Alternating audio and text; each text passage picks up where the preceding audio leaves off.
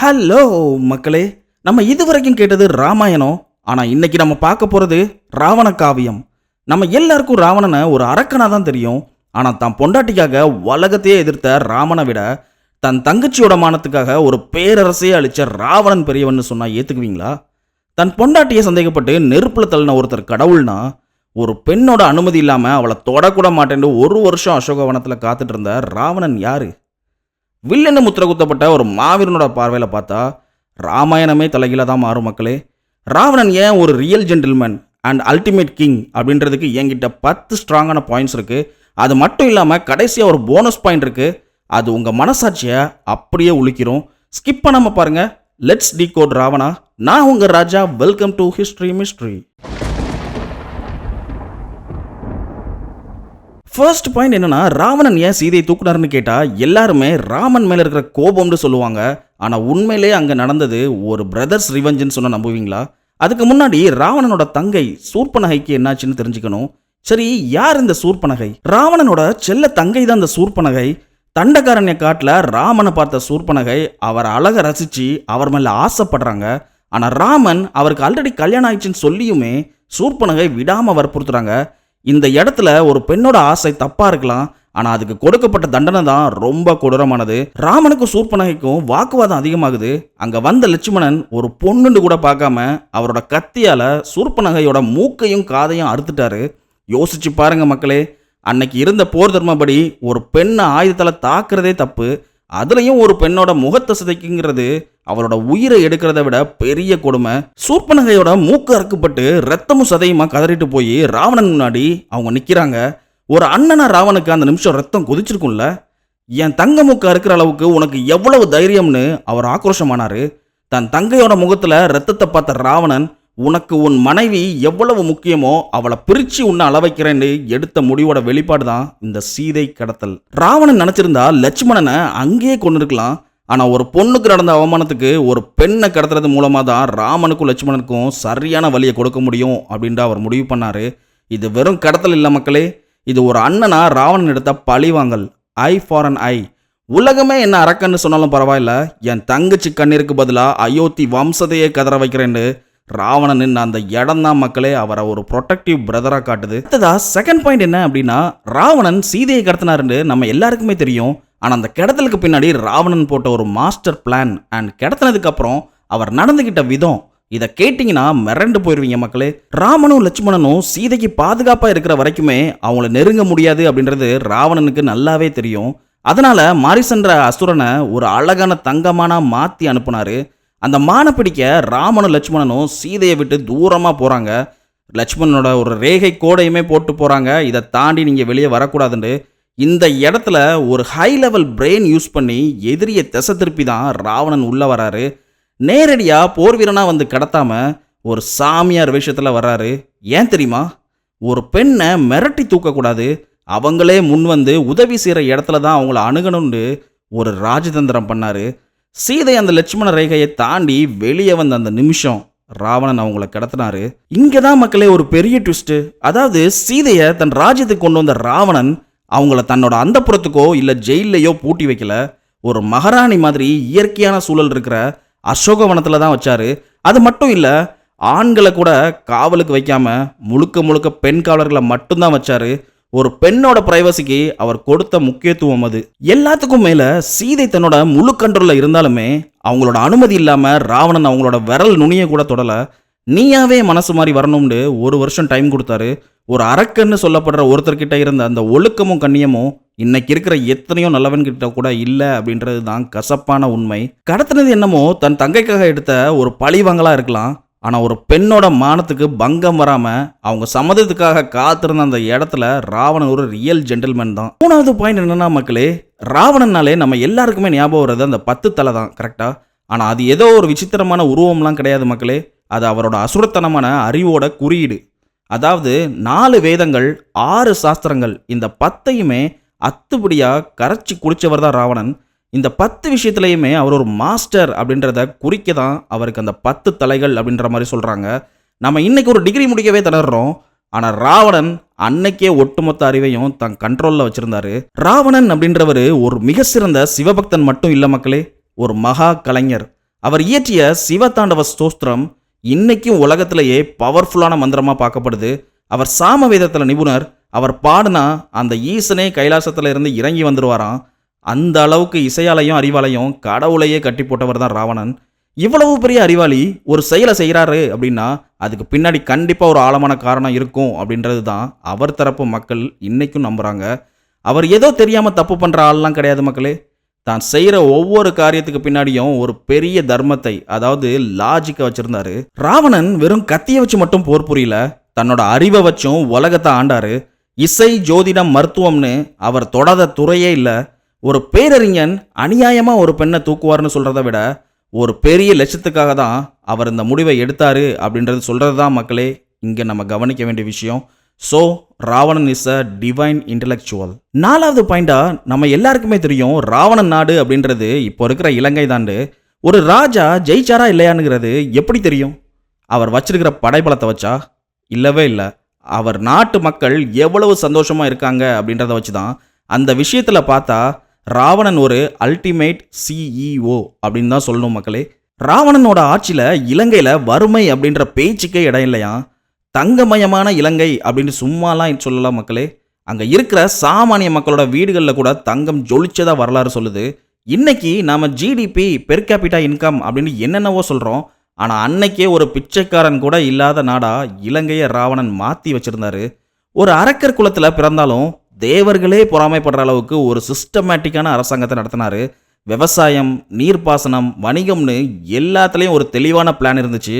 ராவணன் ஒரு சிறந்த வீரர் மட்டும் இல்லை, அவர் ஒரு மாஸ்டர் ஆர்கிடெக்ட் அண்ட் எக்கனாமிஸ்ட். அதனால தான் இலங்கையோட எக்கனாமி அன்னைக்கே உலகத்திலேயே ரொம்ப ஸ்ட்ராங்காக இருந்துச்சு. ராவணன் மேலே நமக்கு 1000 விமர்சனம் இருக்கலாம் மக்களே. ஆனால் அவரோட மக்கள் அவரை ஒரு கடவுளாக தான் பார்த்தாங்க. ஒரு அரசன் தன் நாட்டு மக்களுக்கு தேவையான பாதுகாப்போ சரி, உணவோ சரி, செல்வம், இது 3யுமே குறையில்லாமல் கொடுத்தா மக்கள் ஏன் அவரை எதிர்க்க போகிறாங்க? ராவணன் ஒரு மிக சிறந்த நிர்வாகி, அதாவது அட்மினிஸ்ட்ரேட்டர் அப்படின்றதுக்கு அந்த மக்களோட மகிழ்ச்சியே ஒரு பெரிய சாட்சி தான். இலங்கையை யாராலையும் அவ்வளோ சீக்கிரம் நெருங்க முடியாத அளவுக்கு கடல் கடந்து ஒரு பாதுகாப்பான கோட்டையே உருவாக்கி வச்சுருந்தாரு. ராவணனோட நிர்வாக திறமைக்கு இன்னைக்கு இருக்கிற மாடர்ன் கவர்மெண்ட் கூட சில பாடங்களை கற்றுக்கலாம் மக்களே. ஸோ இதிலிருந்து ராவணன் ஒரு சிறந்த ஆட்சியாளர் அப்படின்றது தெளிவாகவே புரியுது. 5வது பாயிண்டா நம்ம ராவணனை ஒரு அல்டிமேட் டீச்சர்னே சொல்லலாம். ஏன் தெரியுமா? ராவணன் கெட்டவர்னு நம்ம எல்லாருமே பேசிகிட்டு இருக்கிறோம். ஆனால் ராமாயணத்தோட கிளைமேக்ஸில் ராமர் பண்ணின ஒரு காரியம் ஒட்டுமொத்த உலகத்தையே ராவணன் பக்கம் திரும்பி பார்க்க வச்சுது. அதாவது சண்டையெல்லாம் முடிஞ்சு யுத்தம் முடிய போகுது. ராவணன் அம்பு பட்டு இரத்த வெள்ளத்தில் பூமியில் கிடக்கிறாரு. அந்த நேரத்தில் ராமர் அவரோட தம்பி லட்சுமணனை கூப்பிட்டு என்ன சொன்னார் தெரியுமா? லட்சுமணா, ராவணன் இப்போ சாக போறாரு. ஆனால் அவர் ஒரு பெரிய அரசியல் மேதை. அவர் சாகிறதுக்குள்ள அவரோட காலடியில் போய் நில்லு, ஒரு நாட்டை எப்படி ஆளணும் அப்படின்றத ரகசியத்தை கற்றுக்கோ அப்படின்னு சொல்கிறாரு. முதல்ல லட்சுமணன் ராவனோட தலைக்கு பக்கத்தில் போய் நின்னாராம். அப்போ ராவணன் பதிலே சொல்லலை. அப்புறம் ராமர் சொன்னார், லட்சுமணா, ஒருத்தர்கிட்ட பாடம் கற்றுக்கணும்னா அவர் காலடியில் பணிவாக நின்னாதான் கிடைக்கும்னு. அப்புறம் லட்சுமணன் காலடியில் போய் நின்ன உடனே ராவணன் சிரிச்சுக்கிட்டே ஒரு சிறந்த ஆட்சியாளனுக்கு இருக்க வேண்டிய குணங்களை சொல்லி கொடுத்துருக்காராம். யோசிச்சு பாருங்க மக்களே, ஒரு மனுஷன் எவ்வளவு பெரிய அறிவாளியாக இருந்தா அவரை இவ்வளவு தூரம் எதிர்த்து போராடின ராமரே இவரை விட சிறந்த டீச்சர் உனக்கு கிடைக்க மாட்டான்னு தன் தம்பி அனுப்பி வைப்பார். ராவணன் கிட்ட இருந்த அந்த அரசியல் தர்மம், ராஜதந்திரம் இதெல்லாம் ராமருக்கு நல்லாவே தெரியும். ராவணன் செத்துருக்கலாம், ஆனால் அவர் ராமாயணத்தில் விட்டுட்டு போன அந்த அறிவு பாடங்கள் இன்னைக்கும் பல இடங்களில் பேசப்படுது. எதிரியாக இருந்தாலும் அவரோட டேலண்ட்டை மதித்து அவர்கிட்ட இருந்து பாடம் கற்றுக்கிட்ட அந்த தருணம் தான் ராவணன் ஒரு மகா குரு அப்படின்றத உலகத்துக்கு உறக்க சொல்லுது மக்களே. 6வது பாயிண்டா, ராவணன் பயங்கர பக்தி அண்ட் வைராக்கியம் உள்ளவர். அதாவது ராவணனை வெறும் வில்லனா மட்டும் பார்த்தா அவரோட உண்மையான பவர் நமக்கு புரியாது மக்களே. சிவபெருமான் மேலே அவர் வச்சிருந்த அந்த பக்தி இருக்கே, அது ஒரு எக்ஸ்ட்ரீம் லெவல் மக்களே. அதாவது சிவபெருமான் மேலே இருந்த பக்தியில் அவரோட இருப்பிடமான கைலாய மலை, இந்த கைலாய மலையோட மர்மத்தை பற்றி நம்ம சேனலில் ஆல்ரெடி ஒரு டீட்டெயிலாக வீடியோ போட்டிருக்கிறோம். பார்த்தவங்களுக்கு தெரியும், பார்க்காதவங்க கண்டிப்பாக பார்த்துருங்க. ஸோ இந்த மலையவே தூக்கி இலங்கைக்கு கொண்டு வரணும்னு ராவணன் முடிவு பண்ணார். ஒரு மலையை அசைக்க நினைக்கிற அந்த துணிச்சல் யாருக்கு தான் வரும்? ஈசன் தன் கால் பெருவிரலால் அந்த மலையை அழுத்தினப்போ ராவணனோட கைகள் அதில் சிக்கிரிச்சு. ஆனால் அந்த வலியையும் அவர் அலறவே இல்லை மக்களே. அப்படியே உருகி போய் சிவதாண்டவ ஸ்தோத்திரத்தை பாடி ஈசனையே மெய்மறக்க வச்சாரு. அந்த பக்திக்கும் மேலே ராவணன் கிட்ட இருந்தது ஒரு பயங்கரமான வைராக்கியம். சிவபெருமானை தரிசிக்கணும் அப்படின்ற முடிவு பண்ணப்போ ஒவ்வொரு முறையும் தன் தலைகளை வெட்டி அக்னியில போட்டு யாகம் பண்ணாராம். என் லட்சியத்துக்காக என் உயிரையே கொடுக்க தயார் அப்படின்ட்டு அவர் நின்ன அந்த வைராக்கியத்தை பார்த்து தான் ஈசன் அவருக்கு பல வரங்களை கொடுத்தாரு. ராவணன் ஒரு விஷயத்த முடிவு பண்ணிட்டா அதுக்கு முன்னாடி கடவுளே வந்து நின்னாலும் பின்வாங்க மாட்டாரு. அந்த நெவர் கிவ் அப் ஆட்டிடியூட் தான் அவரை ஒரு சாதாரண அசுரர்கிட்ட இருந்து ஒரு மகா வீரனா மாத்திச்சு. எதிர்த்து நிற்கிறது அந்த சிவனே ஆனாலும் நான் என் பக்தியிலையும் லட்சியத்திலையும் குறையவே மாட்டேன் அப்படின்னு நின்னவர் தான் ராவணன். இன்னைக்கும் பல சிவபெருமான் கோவில்களில் ராவணன் சிவனை வழிபடுற மாதிரி சிலைகள் இருக்கிறத நீங்கள் பார்க்கலாம். ஒரு பக்தனா அவர் காமிச்ச அந்த வைராக்கியம் ஒரு மனுஷனா தன் லட்சியத்துக்காக எவ்வளவு தூரம் போகலாம் அப்படின்றதுக்கு ஒரு மிகப்பெரிய உதாரணமாக மக்களே. இன்னைக்கும் பல சிவபெருமான் கோவில்களில் ராவணன் சிவனை வழிபடுற மாதிரி சிலைகள் இருக்கிறத நீங்கள் பார்க்கலாம். ஒரு பக்தனா அவர் காமிச்ச அந்த வைராக்கியம் ஒரு மனுஷன் தன் லட்சியத்துக்காக எவ்வளவு தூரம் போகலாம் அப்படின்றதுக்கு ஒரு மிகப்பெரிய உதாரணம் மக்களே. 7வது பாயிண்ட் என்னன்னா, இன்று போய் நாளை வா. அதாவது ராவணனுக்கு தெரியும் எதிர்த்து நிற்கிறது சாதாரண ஆள் கிடையாதுன்னு. ஆனாலும் அவர் எந்த ஒரு குறுக்கு வழியுமே கையாளலை. மாயமந்திரம் பண்ணி ராமனை ஏமாற்றவும் நினைக்கல. வீரனா நேருக்கு நேர் மோதணும் அப்படின்ற அந்த போர் தர்மத்தில் ராவணன் ரொம்ப ஸ்ட்ராங்காக இருந்தார். யுத்தத்தில் ஒரு கட்டத்தில் ராமனோட விரல் முறிஞ்சி கையில் ஆயுதம் இல்லாமல் ரொம்ப சோர்ந்து போய் நிற்கிறாரு. அந்த நேரத்தில் ராவன் நினச்சிருந்தா ஒரே அம்பால் ராமனை முடிச்சிருக்கலாம். ஒட்டுமொத்த கதையுமே அன்னைக்கே முடிஞ்சிருக்கும். ஆனால் ராவணன் என்ன பண்ணாரு தெரியுமா? ராமனை பார்த்து சிரிச்சுக்கிட்டே, ஆயுதம் இல்லாதவன் மேலே போர் தொடுக்கிறது என் வீரத்துக்கு அழகில்லை, இன்று போய் நாளை வா அப்படின்ற மாதிரி சொல்லி ராமனை திருப்பி அனுப்பினார். ஒரு அரக்கன்னு சொல்லப்படுற ஒருத்தர் தன் எதிரிக்கு உயிர் பிச்சை கொடுத்த அந்த பெருந்தன்மை இருக்கே, அதுதான் ராவணன். ராவணன் தோத்துருக்கலாம், ஆனால் அந்த தோல்வியிலையுமே ஒரு நேர்மை இருந்துச்சு. எதிரி கையில் ஆயுதம் இருக்கும்போது ஜெயிக்கிறது தான் வீரம் அப்படின்ற மாதிரி அவர் நம்பினார். ஒரு நிஜமான போர் வீரன் எப்படி இருக்கணும் அப்படின்றதுக்கு ராவணன் கொடுத்த அந்த ஒரு நாள் லைஃப் ஒரு மிகப்பெரிய உதாரணம் மக்களே. அடுத்ததா 8வது பாயிண்ட் என்னன்னா, விதியவே ஜெயிக்க ராவணன் முயற்சி பண்ணாருன்னு சொன்ன நம்புவீங்களா? ராவணனை பற்றி நம்ம தெரிஞ்சுக்க வேண்டிய ஒரு முக்கியமான விஷயம் என்னன்னா, அவருக்கு தன்னோட முடிவு என்னன்னு முன்னாடியே தெரியும். ஆனால் தெரிஞ்சும் அவர் பயந்து ஓடவே இல்லை மக்களே. ராவணன் ஒரு மகா ஜோதிடர். அவருக்கு தன்னோட ஜாதகமும் தெரியும், விதியும் தெரியும்.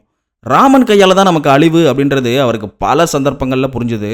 ஆனால் விதி நமக்கு எதிராக இருக்குன்னு தெரிஞ்ச உடனே அவர் சமாதானம் பேசவோ இல்லை ஒளிஞ்சிக்கவோ நினைக்கவே இல்லை. ராமர்கிட்ட மன்னிப்பு கேட்டு சரணடைஞ்சிருந்தா ராவணன் உயிர் பிழைச்சிருக்கலாம், அவரோட நாடுமே தப்பிச்சிருக்கும். ஆனால் ஒருத்தன்கிட்ட மண்டியிட்டு வாழ்கிறதுக்கு பதிலாக ஒரு வீரனா அவன் கூட மோதி சாகிறதே மேல் அப்படின்னு அவர் முடிவு பண்ணார். இதுதான் மக்களே ஒரு மாஸ் லீடரோட அடையாளம். தன் வம்சத்துக்காகவும் கௌரவத்துக்காகவும் அழிவை தெரிஞ்சே ஏற்றுக்கிட்டாரு.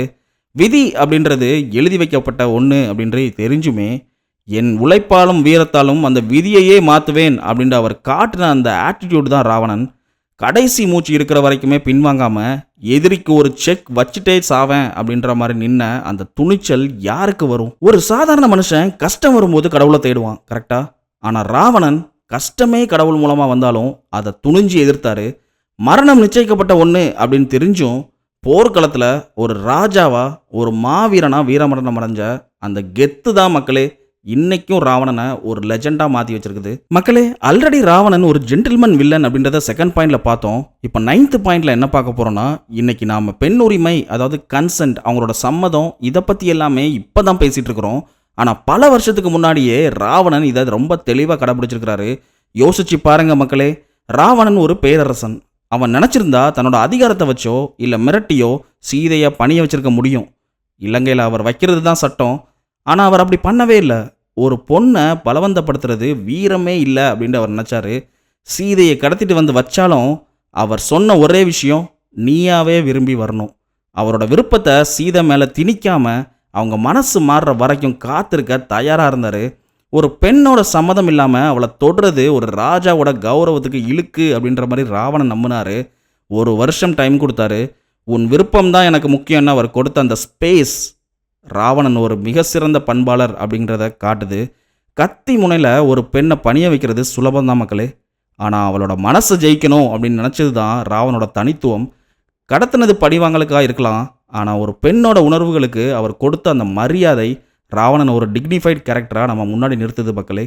அடுத்ததா 10வது பாயிண்ட் என்னன்னா, ராவணன் கிட்ட நமக்கு பிடிச்ச விஷயம் என்ன தெரியுமா? அந்த செல்ஃப் ரெஸ்பெக்ட்.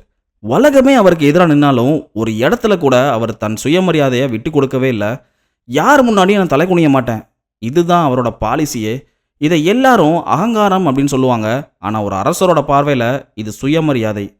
தான் ஒரு தப்பு பண்ணிட்டோம் அப்படின்னு தெரிஞ்சும் அந்த தப்பை ஒரு கௌரவமான காரணம், அதாவது தங்கச்சியோட ரிவெஞ்சுக்கு பண்ணதுனால அவர் யாருக்காகவும் இறங்கி வரல.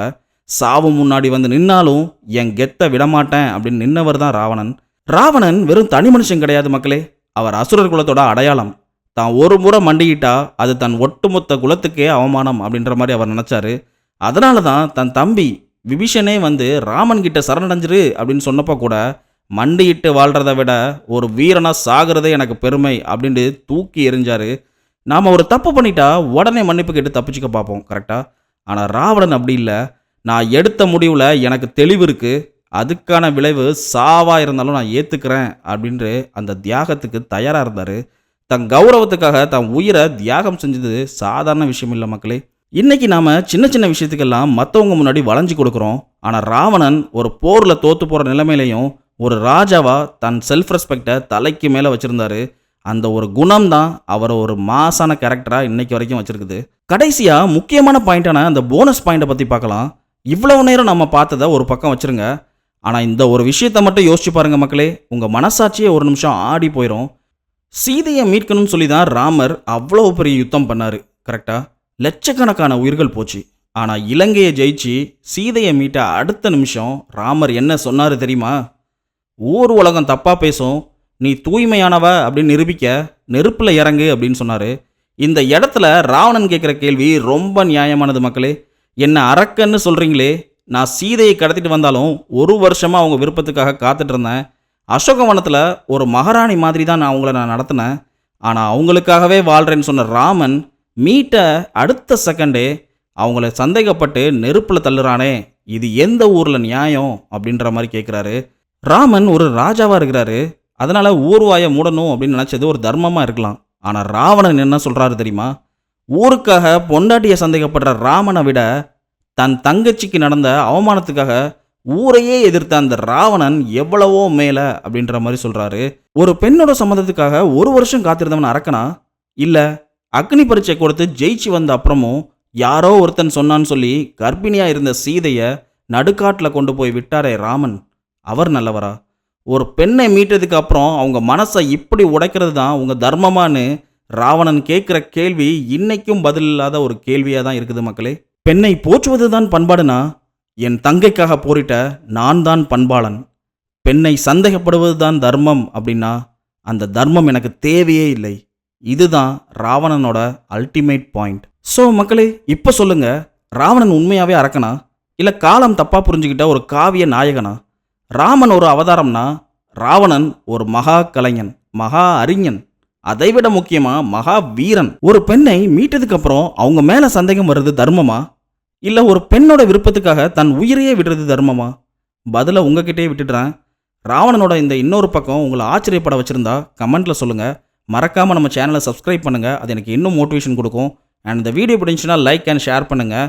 அடுத்து ஒரு சூப்பரான வீடியோவில் உங்களை சந்திக்கிறேன். Stay curious. தேங்க்யூ. பபாய்.